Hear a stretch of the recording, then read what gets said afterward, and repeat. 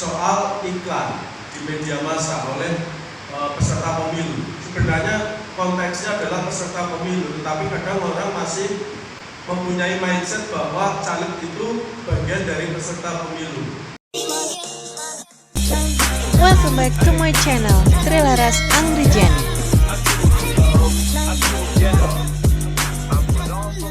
Assalamualaikum warahmatullahi wabarakatuh. Selamat datang kembali di channel saya, Trilaras Anggrijani. Kali ini Jumat 7 Oktober 2022, Komisi Pemilihan Umum Kabupaten Banyumas mengadakan sosialisasi kepada media cetak dan juga media elektronik serta media online Kabupaten Banyumas. Tempatnya di The Garden Hall and Resto Purwokerto yang beralamat di Jalan Dr. Suparno, Purwokerto. Seperti apa acaranya? Langsung aja kita ikuti ya. Kali ini mengambil tema peran media dalam demokrasi dan pemilu yang berintegritas. Yang kami hormati Sekretaris KPU Kabupaten Banyumas, yang kami hormati dosen Ilmu Komunikasi Fisip Unsur selaku narasumber, serta yang kami hormati perwakilan media cetak, elektronik, dan online Kabupaten Banyumas. Bapak, Ibu hadirin yang berbahagia, puji syukur kita panjatkan kehadirat Allah Subhanahu wa Ta'ala, Tuhan yang Maha Esa, karena atas berkat dan rahmat-Nya kita dapat hadir pada acara sosialisasi kepada media cetak, elektronik, online se-Kabupaten Banyumas dengan tema peran media dalam demokrasi dan pemilu yang berintegritas. 1. Pembukaan. 2. Menyanyikan lagu Indonesia Raya. 3. Sambutan Ketua KPU Kabupaten Banyumas. 4. Pemaparan materi sosialisasi dari Komisioner KPU Kabupaten Banyumas. 5. Pemaparan materi sosialisasi oleh dosen Ilmu Komunikasi Fisip Unsur Purwokerto. 6. Diskusi dan sesi tanya jawab. 7. Penutup.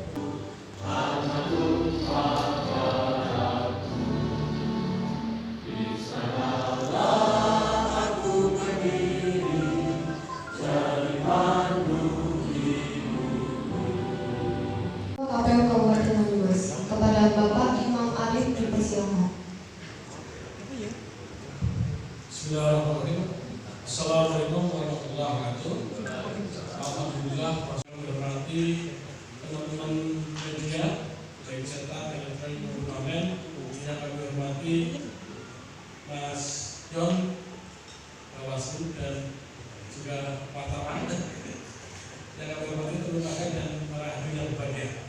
Puji syukur pada Allah pada siang ini kita bisa bertemu dalam acara sosialisasi.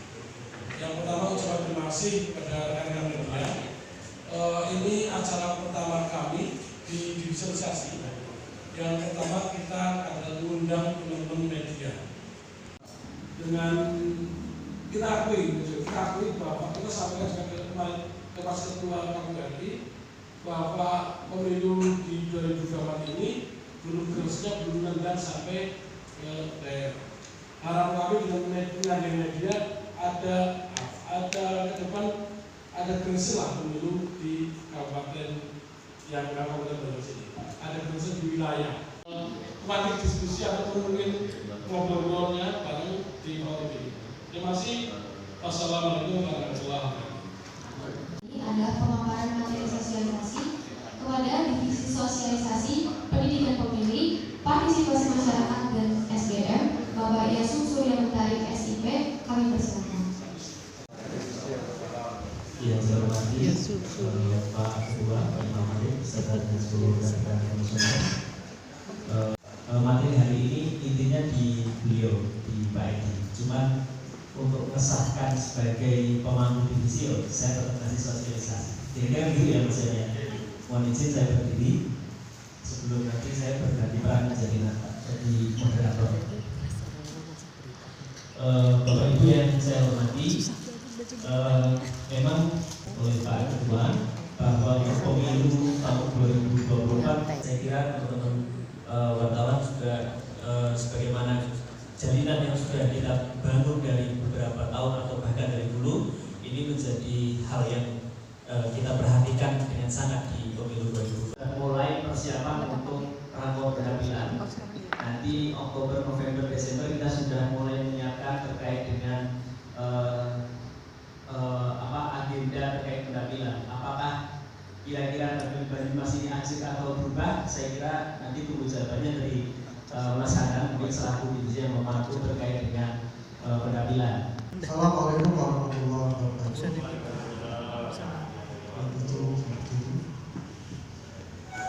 Yang saya hormati Ketua KPUD, Mas Bruno, para komisioner, Mas Anna, Mas Surya, Pak Kus, dan yang lain-lain, dan jajaran staf KPUD dan teman-teman wartawan, para senior.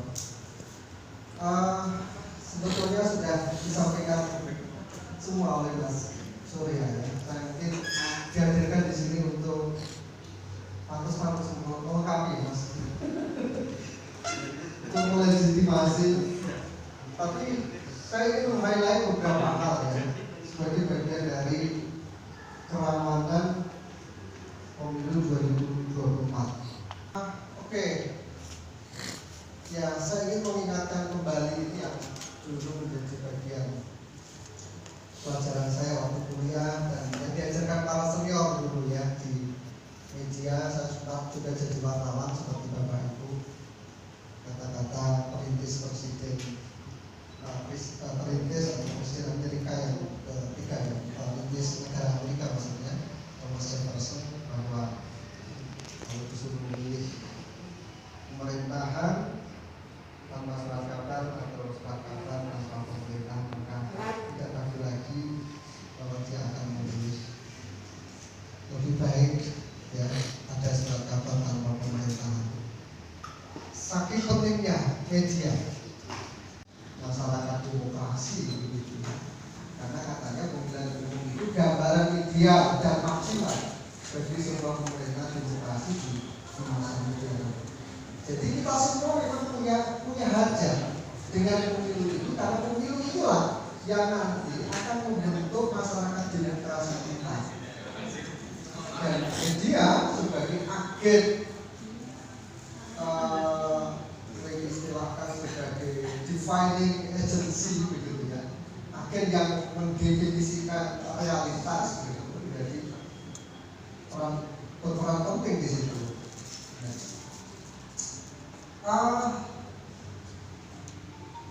Ini yang kita bayangkan sebagai pemilu berkualitas ya. Ini yang pernah digagas oleh beberapa mantan komisioner ya, dan hakim agung ya. Kalau hakim agung kalau nggak salah ya, di ada 13 negara yang tergabung, mereka membuat beberapa indikator. Dan rekan-rekan komisioner, narasumber, kesekretariatan, dan para senior-senior yang ada di sini, baik cetak, online maupun radio. Saya pikir seluruhnya sudah saya televisi juga ya. Terima kasih Mas Salatin dan Harsono ini menyambut kita dan juga nyanyi bersama. Saya penggemarnya Miko Video. Ada lah, nanti saya kasih tahu. Yang pertama begini, jadi kebetulan karena hari ini temanya pas sekali, sosialisasi pada media cetak, media elektronik, dan media online di Kabupaten Banyumas. Kalau dari tadi hanya disinggung soal kegiatan-kegiatan sosialisasinya. Padahal di dalam Undang-Undang 7 2017 jelas sekali ada regulasi-regulasi terkait dengan peran serta media ketika nanti di masa tahapan kampanye boleh menjadi media partner dalam pelaksanaan penyiaran publikasi berita maupun iklan. Nah, saya perlu ingin memberi masukan sedikit saja kepada KPU supaya rekan-rekan media itu nanti bisa memahami dengan baik ya. Misalkan saya kasih contoh di dalam Undang-Undang 7 2017, iklan media yang boleh ditayangkan di media elektronik itu 30 detik, 30 spot setiap hari. Ya, itu tinggal dihitung saja. Kalau dikalkulasi rate anggarannya dari masing-masing peserta pemilu bagaimana, kemudian regulasi dari KPU juga saya yakin kelihatannya ada kok iklan medianya. Artinya KPU wajib untuk mensosialisasikan atau mengiklankan secara resmi sesuai undang-undang. Nah, mungkin nanti kalau di materi ini tidak ada, harapan saya teman-teman KPU terutama Pak Yasum, Koordinator Sosialisasi dan Pak Mas memberikan rules-nya atau rambu-rambunya di teman-teman media, supaya nanti teman-teman media juga dari ruangnya gampang, sah dan halalan terlibat gitu kan. Karena seringkali peserta pemilu, apalagi kalau dalam hal ini partai politik yang di dalamnya ada caleg-caleg, itu biasanya kebingungan. Saya mau iklan ke media nanti disemprit oleh Bawaslu. Sebenarnya enggak. Kalau mereka sesuai aturan saja itu bisa, Pak. Artinya ada beberapa hal yang memang harus dipahami bersama. Ini ranahnya di teman-teman KPU, karena nanti jadwal kampanye di media massa itu bagian dari salah satu bentuk kampanye yang ada di undang-undang adalah iklan berkampanye di media massa. Jadi boleh, silakan. Saya kalau dengan KPU kan karena partner kerja, paling-paling di fungsi saya kalau ada hal yang kurang pas atau punya indikasi dugaan pelanggaran, nanti saya sedang dulu, tenang saja. Itu saja untuk rekan-rekan senior, para pengelola media, baik radio, televisi, cetak maupun online yang hadir di sini. Assalamualaikum warahmatullahi wabarakatuh. Terima kasih buat KPU yang mengundang media dan menganggap penting media sebagai partner dalam sosialisasi untuk pelaksanaan demokrasi dan pemilu yang berintegritas. Beberapa poin tadi saya melihat yang dipaparkan bahwa media itu bisa menjadi penjernih berita hoax. Jadi begini, era sekarang kan ada media mainstream sama media sosial. Nah, jadi saya hanya ingin memberikan masukan kalau kita itu jangan dibutuhkan ketika sebuah peristiwa terjadi yang membutuhkan penjernihan dari media mainstream seperti itu. Contoh, ada seorang kepala daerah berbicara di depan sebuah acara dan mengatakan sesuatu dan diunggah di Lampu. Nah, itu viral di media sosial. Viralnya di media sosial. Tetapi wartawan mainstream baru dibutuhkan untuk mengklarifikasi. Jadi apa? Artinya jangan orang-orang yang berprofesi seperti kita itu dibutuhkan hanya untuk klarifikasi saja pada saat mereka membutuhkan seperti itu. Karena ya saya yakin sekali para pegiat media mainstream itu sangat paham bahwa hoax adalah sebuah kegiatan yang bisa mengakibatkan amal-amal kedosaan mereka itu masuk kepada kita. Hoax jariah. Wartawan itu apa Bang? Tak mungkin memberikan berita hoax karena kita sudah terdidik dan menjadi wartawan yang bersertifikasi seperti itu ya. Di sini wartawan semua bersertifikasi, saya akui ya sekali. Mereka paham banget bahwa yang menciptakan hoax itu temannya setan. Jadi mereka nggak mau berteman dengan setan karena ada turun dari surga yang dihoax sama setan, kan seperti itu. Jadi mereka paham tidak akan menciptakan berita-berita hoax.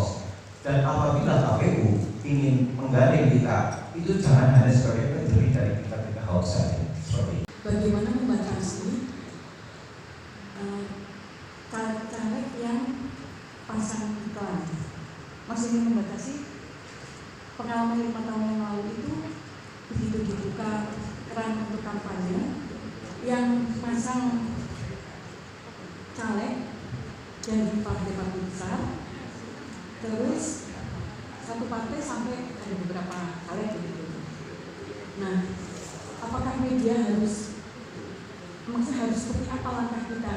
Kalau membatasi, kita kan harus dulu Pak. Kalau nggak dibatasi, contoh sederhananya kemarin itu hampir didominasi warna merah. Ada kuning sebagian, terus ada yang biru. Yang lainnya tidak beriklan.